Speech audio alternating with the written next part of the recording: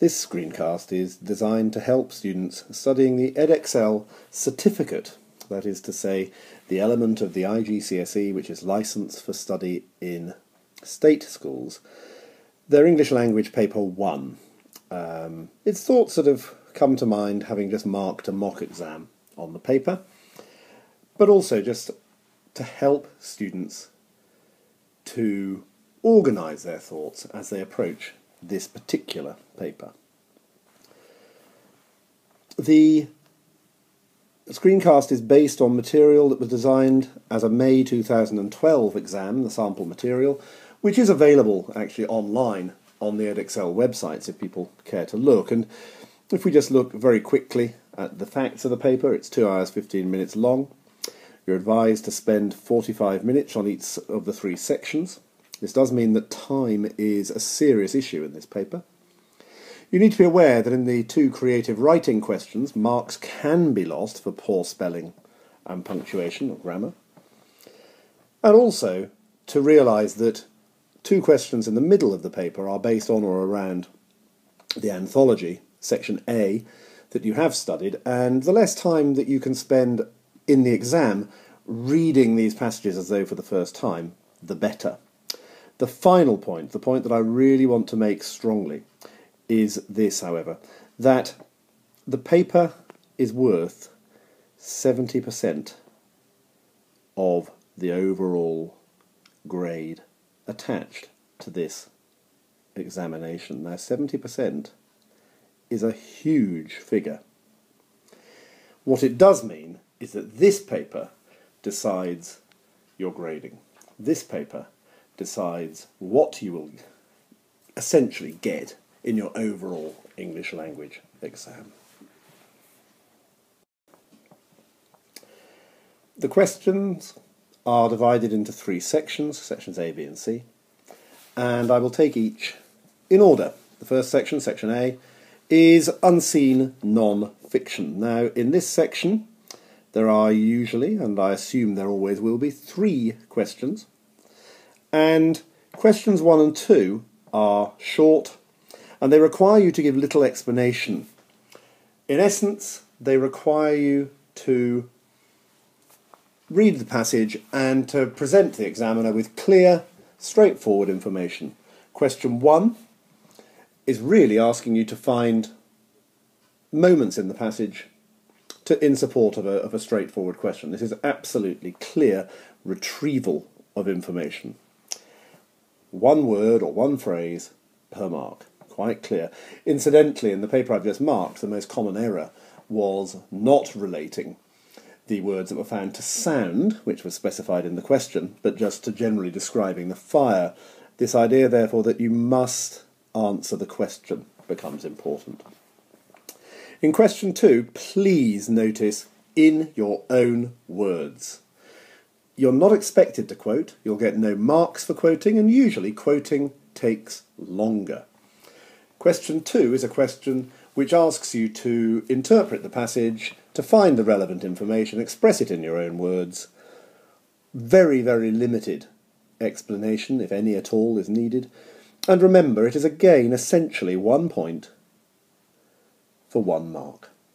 If you only make 2 points and then spend a given time discussing how the words create this effect, whatever it might be, you will not get credit for that in this paper. So do not waste time, as I say at the bottom, on detailed analysis of language on these 2 questions. These are quick. These are the £100 I want to be a millionaire questions. Techniques in these questions are fairly straightforward. You'll need to skim read, this idea of moving quickly and efficiently through the passage and in a chronological order, noticing keywords. By all means, use your pen, underline, asterisks in the margin, whatever. The paper is yours to draw all over. Before you even start to read, I would read question 1 first, and then you can skim looking for the answers to that question. You might even do the same with question 2. In any question of this type, however, just consider basic paragraphing. Essentially, in many, if not to say most, paragraphs in non-fiction writing, the beginning of the paragraph will give you information. The middle of the paragraph will tend to explain and describe the information that has been given, and then maybe a development of that information will be towards the end of the paragraph, which in turn may well link into the paragraph that follows it. Quite apart from anything else, this should give you an idea when you're reading of where you're looking for the information that the examiners require you to give.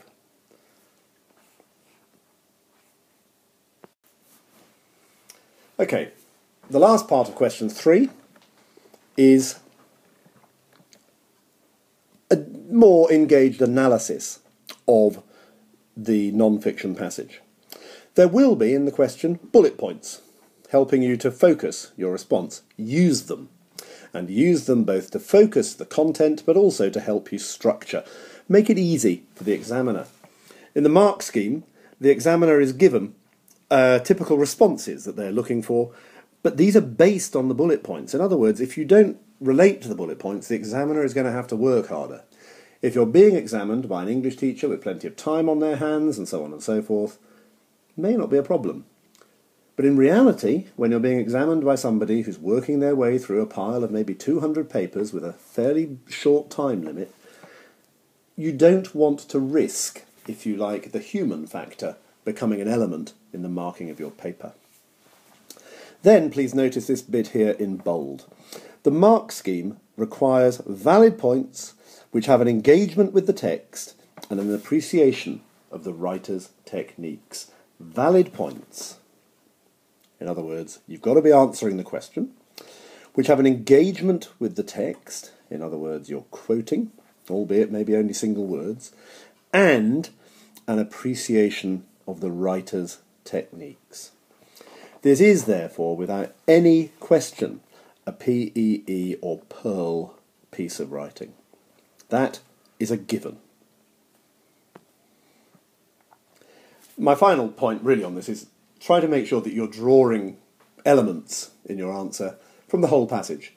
Help the examiner to give you marks for, if you like, a thorough understanding of the passage by giving him something from the beginning, from the middle, and from the end. Before we move to question B, think. This is 3 questions. You were given 45 minutes, roughly, for these 3 questions. You're going to need around half an hour for question 3 to do it justice, because you will need to plan. That means that the first 2 questions have got to be quick. Think about it. You cannot afford to waste time in the beginning of the paper. Section B, the second section, is the section which focuses on the anthology and the material which, hopefully, you have prepared thoroughly with your teacher in the run-up to the exam. It's based on Section A of the anthology, the non-fiction section, the section with the beach poster and the climate change website and so on. In essence, the better you know the anthology, the easier you will find this section. Think again about time. 45 minutes for this section. 2 questions, but again, the second question is a creative writing question. I'm looking at roughly 15 minutes on the first question, and this includes reading time. Again, as much as anything else, this paper relies on you being organised. The better students in terms of responses that I saw in the papers I marked this spring were students who had written at the top of each question in the question paper, at the top of each section, the timing that they felt they could allow themselves. In other words, if they were moving on to it at 10 o'clock, they had written 10 to 10:45 at the top and obviously stuck to it. It helps. It might be a technique to use. So in section B, this was the question, wasn't it? How does the writer try to share her experience of being at the race? This was based on the headless goat story. And I think the question is slightly tricky in the way it's phrased.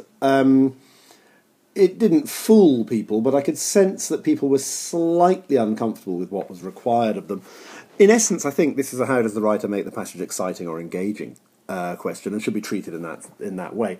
The point is already, this is a how does question, therefore it is a question that is based in techniques. How does the writer write, rather than simply recounting what the story consists of. Look for all the usual trappers within it when you're answering a question like that, because these are the techniques that writers use. And then, because this is travel writing, it tells an exciting tale, concentrate on this sense of engaging us with perhaps the excitement and, hopefully, some sense of contrast within your writing. You're encouraged to quote, and you should quote, but you're encouraged to make brief quotations. Again, little point in writing laboriously half a paragraph. Look for the keywords, try to embed them into your text. Keep quotations brief. Finally, you know this passage well, you've prepared it, and it stands to reason that some of the things that you have prepared about any passage will not be relevant to that question that year. It's a shame, but there you go. There's no point filling your answer with these ideas. They probably won't gain any marks, and actually all they're doing is wasting time. A good example in this passage was the reference to the Kibble donkey and how it can run at 40 miles an hour, or whatever it was, this sort of thing. I could Google that from my desk. That doesn't in any way show that I'm part of this race, that it's part of my experience of being there. That is clear information text popped into the narrative in order to, well, to a degree, to split it all up. Actually, partly to increase tension, because whilst we read that passage, we want to find out what goes on beyond. So just be aware that a detailed conversation about that is not really necessarily going to give you marks. Not everything you know is applicable to every essay you ever write. Question 4, I think there are ideas to addressing question 4. We're looking for how does the writer... And I've put these down at the moment, or these 3 down, as 3 S's. Obviously we can use trappers, all these things. 3 S's. Look for the setting, look for the senses, and look for interesting sentences. If you do this, you should find that your writing becomes much easier because you're focused in the thought processes that you have to find. Setting, place, time of day, weather, other conditions. What do they do with them? How do they describe them? Are they using pathetic fallacy? Is it relevant? Probably yes. Senses. Any writer trying to engage us, particularly in travel writing, will be using our senses. Therefore, we are looking for writing which engages the senses. Look for onomatopoeia, look for alliteration when we're looking at sound. Look for people writing about smell. Look for people describing a place in such a way that our sight is being called upon to be used. And then look for the unusual in the sentences. A very short sentence will have been deliberately written. Why? Your job is to spot the effect. But the idea is you're looking for these sentences that are different. And before you finish writing about them, just make a note of how they're punctuated. Is there anything interesting there? Just think about the range of punctuation there might be, the difference between a sentence that ends in a full stop and a sentence that ends in an exclamation mark. The next question, question 5, again, if you know your anthology quite well, this question is probably easier than if you don't. However, I would argue that you don't need to know your anthology in order to be able to answer this question. The point about it is that it's related to the themes of the anthology passage that was used in question 4, and I think part of your revision should be to look through the passages and work out what the possible themes of the passages might be.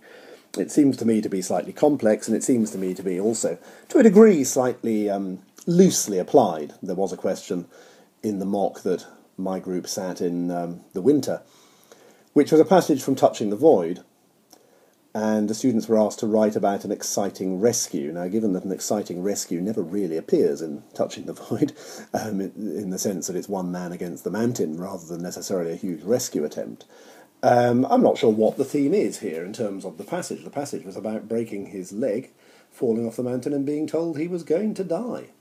But anyway, there is a theme, and we take it. The mark scheme, you need to know, clearly expects a relationship to be made between audience and purpose in this piece, and therefore you need to make sure that you note the format descriptors in the question. I've said on the final piece of this slide, use trappers, but I think it's the format that we need to concentrate on. Trappers, if you are not familiar with trappers, it's a mnemonic like so many, and this is the layout. Now the point about this is you can rarely use them all in any one piece of writing. It might look very contrived if you try, but you should be able to get quite a lot of them in, and if you do, and particularly if you try and open a piece of writing with a good, strong trapper, be it a rhetorical question, be it a poll or a statistic, be it really emotive language in sentences that have been structured for effect. All of that, but 3 of them, creating repetition, for example, then, and a triplet, then you are going to find that you will produce a piece of writing which automatically will start to help the examiner relax and give you a good mark. So, that's trappers. Look at this slide. Take a moment. If you don't know these, take a moment now to write them down. Get them glued into your brain. When you're ready, move on to the next slide. Okay, this is the question that was used in this piece. Write a description of the event or an occasion which was important to you. And it strikes me that this is not particularly prescriptive. I can see in front of me that the slide has gone wrong, so you can sort of ignore the slide at the moment and just listen to me. Question 5 is not a transactional question. It's a question focused on genre, really. And the key word here is description. As long as you are describing, you should be okay. What this means is that there isn't really any space in this question for bland, empty telling of a story or explaining why this event was going on. This is a descriptive question, so we'll move on from that to section C. The third and final part of the exam, 45 minutes, you're watching your time, and think about it, this is a third of the marks of the paper, this one question. That means you will plan, it means you will use trappers, and it means you will pay close attention to format. Now this is a transactional piece, and it should always be a transactional piece, so notice it. It has a clear slap, a clear subject, language, audience and purpose, which is laid out in the question, and you need to find it. Now on the next slide you'll see big sort of speakies which have notes in to remind you, but just quickly working with the text down here. First things to notice are then that you are writing a letter. That will have certain conventions which you have to show the examiner you have understood. The examiner probably isn't going to penalise you for not writing an address, but I think they will, or they should, penalise you for not using a correct salutation. That's dear sir, dear Mr. Jenkins, dear grandma. You know, if it's a very informal letter, hi John, whatever it might be. And also to sign off at the end in the right way. Yours faithfully, yours sincerely, yours with love. See you on Thursday, or whatever it might be. You're then told you're writing, what for? A local newspaper. And again, there must be an implication, and they've bothered to say local here, in terms of what they expect. Local newspapers are often not as formal in the way they're written as national newspapers, and also, of course, deal with, well, much more local interest. Local newspapers will carry stories that perhaps wouldn't make it into a national paper, and therefore, for something exciting in your area, this might well be a party, it might well be a street party, it might well be something that perhaps wouldn't make it into the national press. You need to notice that you've been asked to explain how the area where you live could be improved by young people. Now, you've been given bullet points to help you focus your thoughts on ways in which the areas might be improved, so that's fine, use them, but make sure that you do explain. It isn't enough to simply list these things.